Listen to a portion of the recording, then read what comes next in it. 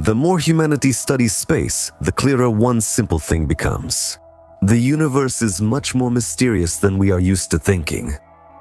We launch probes to distant planets, observe the edges of the solar system, and try to understand the laws that govern space. But almost every new discovery raises even more questions. Why do some planets behave so strangely? What is hidden in the most remote corners of our system? And what secrets are hidden in the depths of space that humans cannot yet reach? The more videos I make about space, the more I am amazed by the complexity and mystery of the laws of the universe. Answer a simple question. Is it possible to look beyond the horizon? Of course. After all, if we walk a little further, we'll see what's hidden beyond it. And on the Little Prince's planet, it's even easier to do that. If you want to see a sunset on asteroid B612, you can watch several dozen sunrises in a single day. All you have to do is move your chair closer to the horizon. But the phenomenon we're going to talk about now isn't something that can be easily overcome. More precisely, it's impossible to overcome it. We're going to talk about the event horizon of a black hole. To be continued. Let's start with the terminology. What is an event horizon? It's a three-dimensional hypersurface enclosing the area around a cosmic monster. This imaginary line can well be called the point of no return or a one-way ticket. After all, everything that disappears beyond this boundary is lost to the observer forever. Even super-fast photons of light. An object or living being that gets caught in this hellish vortex will sooner or later reach the singularity at the very center of the black hole. But by the time it reaches the final point, the object will most likely not arrive intact. Before that, it will be torn apart by an incredible force of gravity unmatched anywhere else in the universe. Why do we think there's a singularity there? After all, we don't really know what's inside a black hole. Information about this is classified by nature itself and protected by barriers of relentless laws. Humanity continues to speculate, and these speculations could be confirmed by a journey beyond the event horizon and back. Is it possible? First, let's find out where black holes come from. Astrophysicists know this for sure. Massive stars that live a life that's too fast by cosmic standards eventually turn into these massive formations. Who can be called real candidates for the title of the future? Stars that burn their fuel over tens of millions, not billions of years, and contain several hundred solar masses. When the hydrogen supply runs out, megatons of stellar matter instantly collapse under the force of hellish gravity. Burning like torches, stars produce unimaginable bursts and compress so much that the particles making up the former stars literally merge into each other. Some of them become neutron stars. But especially dense and massive objects turn into the invisible monsters of the universe. They are so massive that they literally collapse through the fabric of space, creating a depression or a funnel. Theoretically, any object can become a black hole, even the sun or the earth. For example, in order for our planet to turn into an invisible magnet, its radius, while keeping the same weight, would have to be just 1 centimeter. And for the sun, this value would be 3 kilometers. The critical compression of a body is called the Schwarzschild radius. And now, returning to the question posed at the beginning of the video, let's ask once again, is it possible to escape the inhospitable embrace of black holes? Physics is unyielding on this matter. To break away from any body, you need to reach escape velocity. That's 11 kilometers per second. For the sun, it's 617.7 kilometers per second. For a black hole, the escape velocity exceeds the speed of light. And as we know, it's impossible to achieve that. So, are we ending the conversation? Since it's impossible to leave the event horizon, we should just accept it. But we're persistent people, so we'll try to dig a little deeper. What if we try attaching some object to the ship with an incredibly strong cable and lower the object into the black hole's darkness? Or use an elevator for this purpose? Is it possible to pull the object back out like a ship's sounding line from the depths of the ocean? It would seem, what's the big deal? He'll dive in, explore the vastness of the cosmic trap, and finally satisfy humanity's burning curiosity. We have to disappoint you, just not in this universe. The following scenario is the most likely. In a situation like this, it's a gradual spaghettification, and the object attached to the cable as well as the ship itself being dragged into the hole's darkness. And all of this will inevitably rush toward the Holy of Holies, the singularity, the point of beginning and end of everything. At the same time, the size of the funnel doesn't matter. The no-return principle applies to all types of holes. But what would happen if a person standing right at the edge of the event horizon tried to dip just their hand or foot into the terrifying abyss of the funnel? You could pull it back instantly, right? Absolutely not. As mentioned before, anything that falls into the clutches of the hole never comes back. All that's left is to hope for the mercy of a nearby astronaut who will cut off the brave one's limb before they're completely sucked in. But what about the optimistic statement by Stephen Hawking, who urged us not to give up, claiming that even from this cosmic coffin, there is a way out? It exists, but it's not at all the way we would like it to be. A fact that might slightly comfort a traveler who has fallen into a black hole is that it is not eternal. Thanks to quantum physics, the lifespan of deadly information is enormous, but everything ends eventually. However, it should be noted that the event horizon will exist until the last milliseconds of the black hole's life, right up to the moment when its mass becomes zero. And this is when liberation will come. Stephen Hawking claimed that in the final hours of a black hole's decay, the funnel gets rid of excess information. It spits out jewels in the form of radiation, and the power of the cosmic monster's death cry can reach up to 5 million megatons of TNT equivalent. The information that the hole will emit during this time includes data about the objects that have ever fallen into the monster's maw. This is similar to the urns in the columbarium. The ashes retain fragments of information about the person who was burned, but they're of no further use. Although from a physics standpoint, this extravagant explanation resolves the paradox of energy transformation and its immortality. It's a pity that there will be no one to witness such impressive events, because by that time there won't be a single star or any other source of light left in the universe. If any of us could witness the moment the last black hole dies, the sight would be overwhelming. Amidst the pitch darkness and emptiness lasting 10 to the power of 100 years, there would suddenly be a dazzling flash, the last ray of light in the cosmos. And then, the silent explosion of the black hole will finally release those who once recklessly fell into its grasp. Thus, there is indeed a way out of the embrace of a black hole, but information about it is of little practical use to us. Although it's vivid and interesting for creating imaginary pictures, the conclusion is obvious.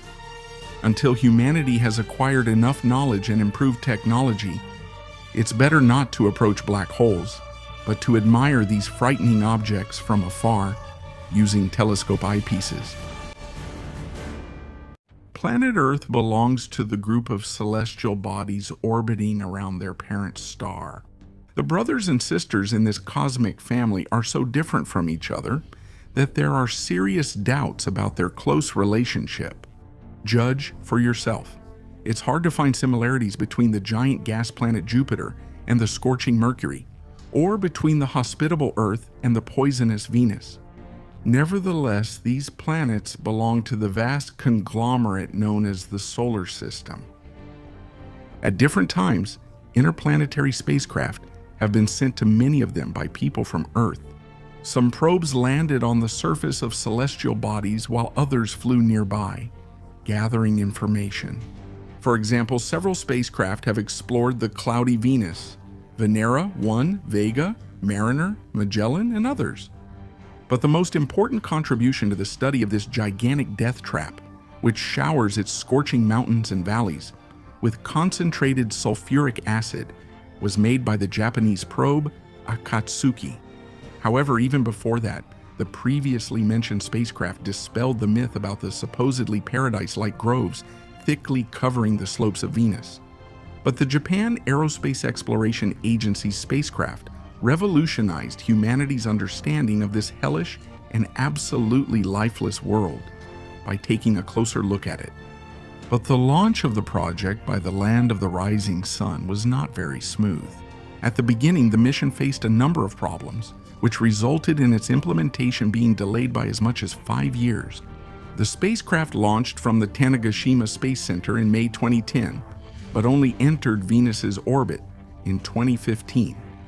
Despite this, Akatsuki transmitted a wealth of valuable photographic material and scientific data back to Earth. These significantly refined our understanding of the mysterious and strange planet. For a while, the probe became the only artificial satellite of Venus. After all, as we know, the celestial body never acquired any natural companions. So why didn't the probe land on the planet's surface? It's simple. The conditions there are so unfavorable that scientists are still unable to build a rover tough enough not only to move around on Venus, but even to survive its suffocating atmosphere, which burns and destroys anything that falls into its deadly grip. What can we say about Akatsuki itself? It is a spacecraft weighing 640 kilograms with 34 kilograms of payload. The probe is equipped with solar panels that supply it with energy. And the eyes of IMS are the IR-1 and IR-2 cameras. And there are also 3 more, a lightning detector, a long-wave one, and an ultraviolet one. The first 2, in December 2016, suddenly started consuming more power than usual, which puzzled Japanese cyberneticists quite a bit. The scientists couldn't figure out the cause of this sudden spike for a long time, and eventually had to turn off the cameras. Eventually, everything became clear. The factor that was having a destructive effect on the devices turned out to be quite ordinary. The probe was affected by powerful cosmic radiation, which disabled part of its hardware. So, did Akatsuki go through the difficult path of the samurai for nothing? Was it all for nothing to invest $210 million in the mission? Years of planetary exploration have shown that it was not. All the efforts made were meaningful. First and foremost, the probe's target was Venus's many-kilometer-thick atmosphere. But first, let's ask ourselves, what did we know about Venus after decades of meticulous remote research? We know that the planet is much closer to the Sun than Earth, at a distance of 108 million kilometers. The size of Venus is very similar to that of Earth, and a year on Venus lasts almost 225 days. The planet rotates in the opposite direction, making it a remarkable exception to the cosmic rules. But, as already mentioned, within the framework of the mission, astronomers were especially interested in the atmosphere of Venus. It is the densest among those that envelop other celestial bodies in the solar system. It is precisely because of it that the pressure on the planet is 92 times higher than on Earth. The Akatsuki probe, while in Venusian orbit, was the first to capture the planet's atmospheric layer in the ultraviolet and infrared range, examining the structure of the clouds in detail. In the photo of the night side of Venus, you can see reflected waves from clouds located about 55 kilometers above the planet's surface. Where the dark areas are marked, the atmospheric layer is the densest. In the next photo, taken in the ultraviolet range, you can see sulfurous clouds falling onto the surface of Venus as deadly rains. We're used to the rain on Earth drumming pleasantly on windowsills and rooftops. On Venus, you'll have to forget about that. Here, a drop of sulfur dioxide combined with water vapor, after repeatedly striking the rocks, can probably produce only a vicious hissing sound. If you add the wild stench of hydrogen sulfide to that, the picture becomes quite repulsive. Unfortunately, the impenetrable clouds of sulfuric acid don't allow us to see what's beneath them. The atmosphere of Venus is not only monstrously hot. Near the surface, its temperature is +4 degrees, and quite turbulent. This fact is proven by the following image taken by the Akatsuki probe. It shows V-shaped lines caused by strong winds near the equator. And at the pole, there is relative calm. This is indicated by the smooth polar region, which sharply contrasts with the belts located below. The restless and turbulent atmosphere of Venus, caused by active convection processes and significant solar heating, is clearly visible in this image. Looking for scientific bombshells? Then here you go. Venusian clouds have their own mysteries as well. In the next photo, you can clearly see a mysterious dark substance in the planet's atmosphere that actively absorbs ultraviolet. This image was taken during the 13th orbital pass of the Akatsuki probe, and the nature of the strange substance has not yet been determined. The Japanese spacecraft also provided strong evidence that the hazy planet itself, hidden beneath a thick blanket of clouds, is more like a deadly furnace. In the image created in the infrared range, you can see bright areas indicating the hottest regions. The heat emitted by the lower layers is trapped by the upper cloud belt, creating a powerful greenhouse effect. By the way, why is Venus so hot? After all, it's not as close to the Sun as Mercury, but at the same time, the planet is much hotter than its dwarf neighbor. It is believed that millions of years ago, Venus was similar to our planet, but for some reason, it heated up a lot, and its oceans, similar to those on Earth, completely evaporated, leaving behind bare rocks and waterless plains. The journey of the brave Akatsuki continues, but no one knows how much longer it will last. Do you still think that your grandmother's village or a country house outside the city is in the middle of nowhere? Then we have to disappoint you. There are places in the universe that are much more remote and dangerous. Not even the lifeless Chilean Atacama Desert, with its wild temperature swings and complete lack of rainfall, can compare to them.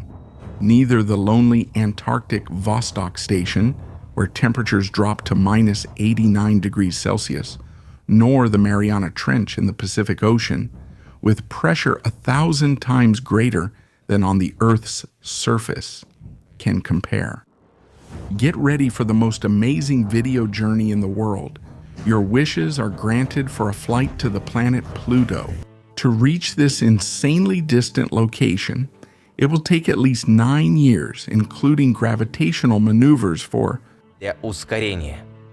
Do you want to talk about it? No problem. The most famous of the trans-Neptunian objects in the solar system is eagerly waiting for you.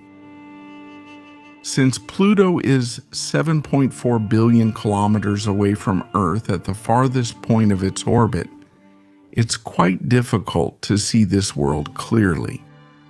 The only probe that has approached Pluto is the New Horizons spacecraft.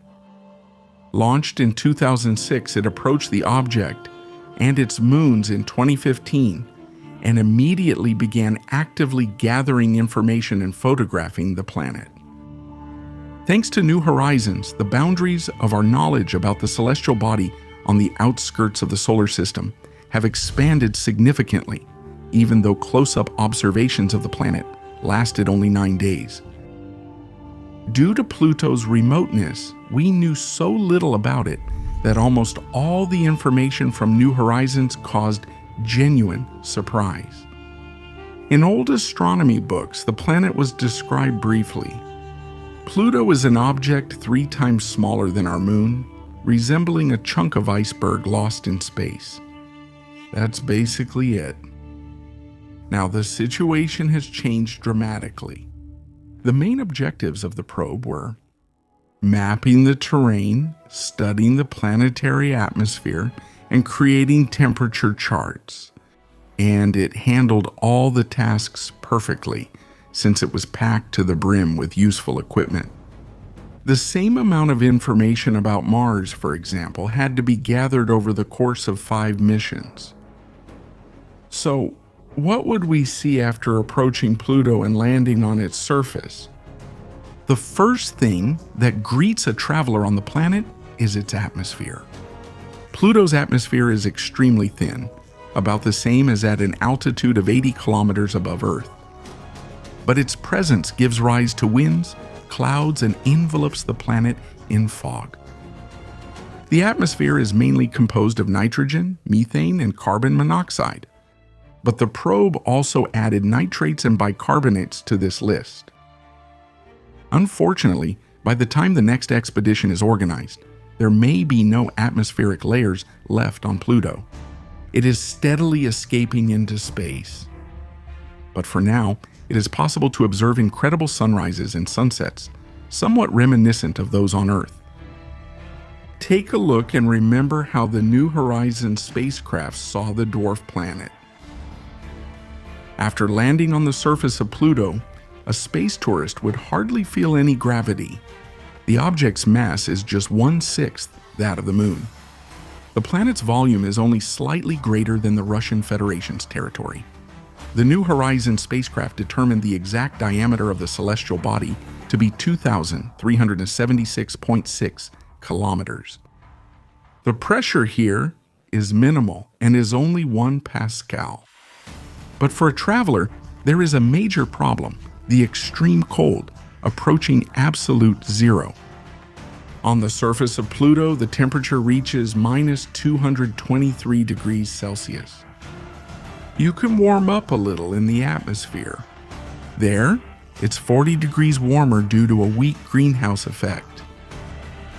The most important discovery of the mission is Pluto's tectonic activity.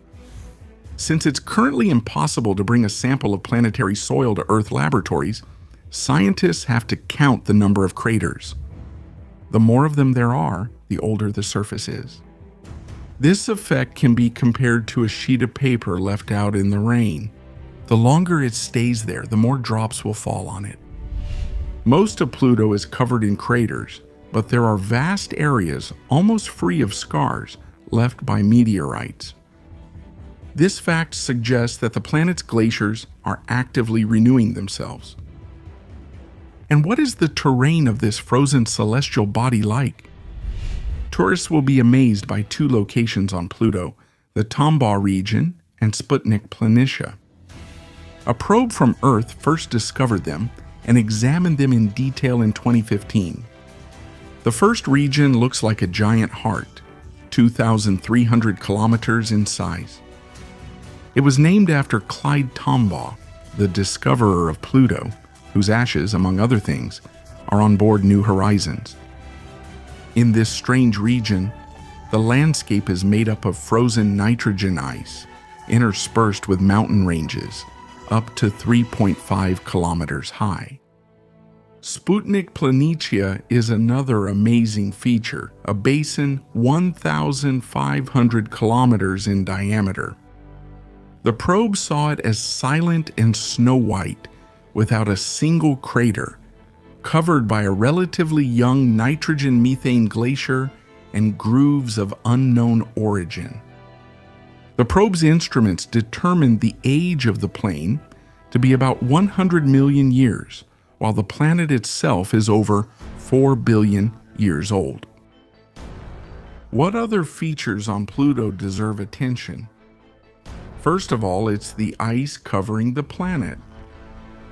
It exists here in 5 different states of matter, which can only be achieved artificially on Earth. For example, the second form of ice appears at temperatures from minus 63 to minus 83 degrees Celsius, under a pressure of 300 megapascals. And when heated to minus 23 degrees Celsius, while maintaining the same pressure, it turns into an unusually dense third form of ice. If you increase the pressure to 500 megapascals and raise the temperature by another 3 degrees, you get solid, diamond-like ice of the 5th category, which melts only at temperatures of plus 50 degrees Celsius and above. So, on Pluto, all 5 of these anomalous modifications from our point of view are present. From this durable natural material, which has no earthly analogs, the dunes, cliffs, and vast fields covered with half-kilometer-high ice crystals are made here. Sometimes the ice thaws and instantly begins to evaporate, skipping the liquid stage. Astronomers suggest that Pluto is currently undergoing climate changes, just as Earth did millions of years ago. If the New Horizons probe flew at the same distance over any city on our planet, it would not only be able to create detailed topographic maps, but could literally count the houses. That's why research and photos obtained with telescopes are extremely unreliable. Through the eyes of a space probe, we will see. Раз больше. But the feeling of something left unsaid remained. Therefore, while the spacecraft, having passed by Ultima Thule, heads deeper into the Kuiper Belt, even more advanced missions are being organized to Pluto. It would seem that the story of the planets in the solar system has long been clear, and we won't find anything new in it. The last scandal was the exclusion of Pluto from the list of major planets. After that, there was relative calm. However, in 2016, scientists noticed that something unusual was happening beyond Neptune's orbit. There, on the edge of the solar system, huge masses of icy objects move along specific orbits. The strange thing was that they seemed to be influenced by the forces of an external object, but none of the known planets in the solar system could affect these objects. This led scientists to a hypothesis. Somewhere out there, another planet is hiding from us. They named it Planet 9. What is it like?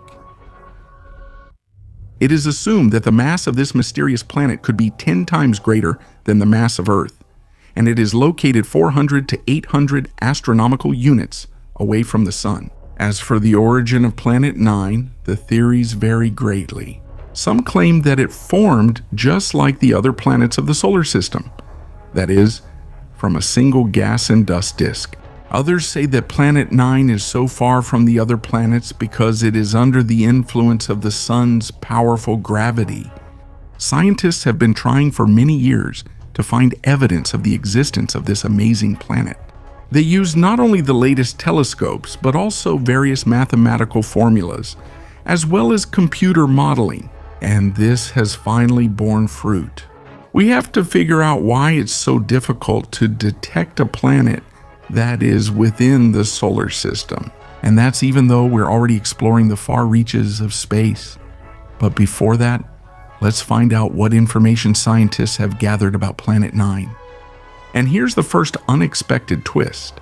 In fact, people started talking about Planet 9 as early as 1781, right when Uranus was discovered. As time went on, scientists noticed something strange.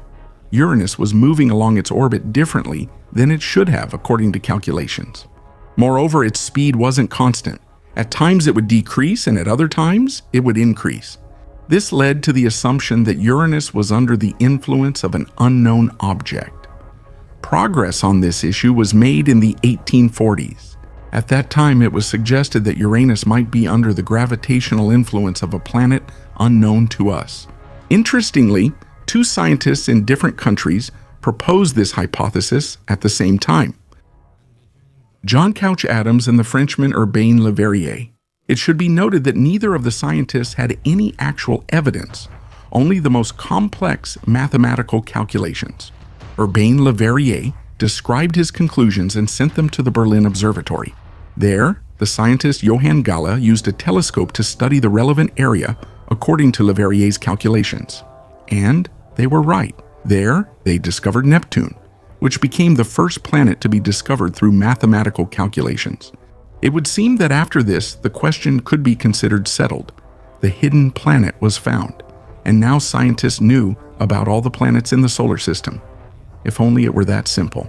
After some time, while observing Neptune, researchers discovered that the planet also deviates from its original trajectory, although not as much as Uranus. And then the question arose, what if there is yet another planet out there? Scientists continued their search and kept searching. Yes, that's how they discovered Pluto, and then it joined the ranks of the planets in the solar system. For many decades, the situation seemed quite clear. However, over time it became clear that Pluto's gravitational forces were not strong enough to cause changes in the speed and displacement of the orbits of other planets. So after all, there was still something beyond Neptune. 1951. At that time, the scientist Gerard Kuiper suggested that there could be an entire group of icy objects beyond Neptune's orbit. Several decades later, in 1992, a small icy body was discovered that was located just beyond Neptune. This was the first evidence of the existence of the proposed cluster, which was named the Kuiper Belt. Already in the 2000s, many other objects were discovered one after another, which finally proved the existence of the Kuiper Belt. Thus, over time, scientists abandoned the theory that there is a massive planet beyond Neptune. The gravitational anomalies could have been caused precisely by the accumulation of such low-mass icy objects. This was quite a logical explanation. However, everything was turned upside down again in 2003. This is related to the discovery of Sedna, a trans-Neptunian object whose orbit is one of the widest in the solar system. And then scientists discovered some oddities related to the points of closest approach to the Sun. Sedna's orbit was originally supposed to have a distinctly circular shape, since it was formed as a result of the accretion of less massive bodies. And on top of that, Sedna's orbit intersected with others, which would have been a major obstacle to accumulating mass. That is, under such conditions, such a huge object simply could not have formed. And here we had to return again to the idea that some other unknown body was influencing Sedna and its orbit. And a few years later, we discovered more objects with highly elongated orbits. For example, Eris in 2005. This revived active discussions about the existence of Planet 9. If trans-Neptunian objects were not influenced by external forces and their motion was chaotic, they would move around the Sun in different directions and along different trajectories. Instead, we see a certain pattern which gives even more solid ground to the theory of Planet 9. It can also be noticed that the major axes of the orbits, that is, the lines between the closest and farthest points from the Sun, are arranged quite evenly, which again confirms the influence of an external body. Unlike other objects like Neptune, finding the elusive Planet 9 turned out to be not so easy. There are several reasons for this. First of all, the planet's specific orbit. Most likely, it is more elongated, so Planet 9 spends a huge amount of time at a distance that is too far from us. Secondly, the planet has a relatively low speed of movement, so in some situations it can easily be mistaken for a star. Thirdly, the approximate distance of Planet 9 from the Sun is between 400 and 800 astronomical units. This makes it difficult to detect even with powerful modern telescopes. And of course, we have to keep in mind that we will have to explore a huge area of space, and for that, we will need decades, if not hundreds of years. The discovery of Planet 9 is extremely important for all space science, because it will help us gather more information about how the solar system was formed and what might await us in the future. In light of this issue, it would be interesting to find out how Planet 9 ended up in the outer part of the solar system in the first place. Here, scientists are considering several theories. The first theory is that Planet 9 formed during the early stage of the solar system from fragments of other objects that were thrown into distant regions by gravitational forces. The second theory is similar to the previous one, in that Planet 9 was also thrown into the outer part of the system by gravity. However, it formed in the same way as the main planets of the solar system, but during the stage of orbital formation, it was forced to leave their ranks. But the third theory suggests that Planet 9 was actually a rogue planet, that is, one that moved freely through the universe and didn't have a star to control its movement. And at some point, the Sun's gravity captured Planet 9, pulling it into the solar system. Probably because of this, Planet 9 has an elliptical orbit. Planet 9 could turn out to be both a Pandora's box for us and the greatest reward for years of effort. However, we can say for sure, the discovery of the planet will make us look at the structure of the solar system from a different perspective. And what do you think? Does Planet 9 exist, and how soon will we be able to discover it?